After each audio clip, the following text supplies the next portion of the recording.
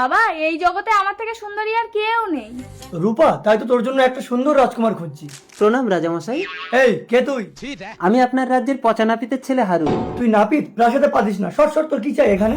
রাজামশাই, আমি আপনার মেয়েকে বিয়ে করতে চাই। বাবা, ওকে গর্দান দাও। ইস, কি জঘন্য দেখতে ওই নাবিত্রাকে। রাজামশাই, আমার রূপ না থাকলেও গুণ আছে।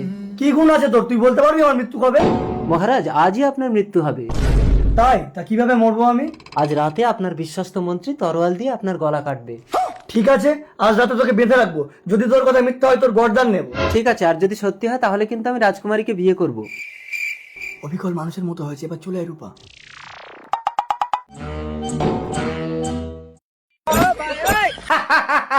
আজ থেকে আমি এই সাম্রাজ্যের রাজা। রাজামশাই, তাহলে এটা কি? আমাকে ক্ষমা করে দিন রাজামশাই। বিশ্বাসঘাতক!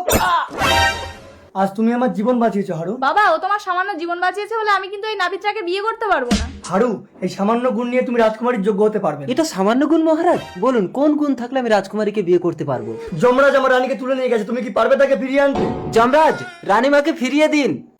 না, আমি মরা মানুষকে জ্যান্ত করে আনতে পারবো না। যমরাজ, রাজামশাইকে তো আপনার তুলে নিয়ে যাওয়ার কথা ছিল। কিরকম মৃত্যুটা ক্যান্সেল করে দিলাম দেখলেন? এরকম সারা লোকের মৃত্যু রহস্য বলে দিলে কিন্তু আপনার ব্যবসা বন্ধ হয়ে যাবে।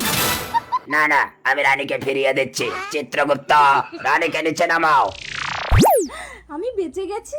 রানী, তুমি আমার রানীকে ফিরিয়ে দিয়েছো। বাবা, ও সামান্য মাকে ফিরিয়ে এনেছে বলে আমি কিন্তু এই নাবিত্রাকে বিয়ে করতে পারবো না। ঠিক আছে, আমি আমার কথা রাখতে হারুকে এই রাজ্যের রাজা করলাম।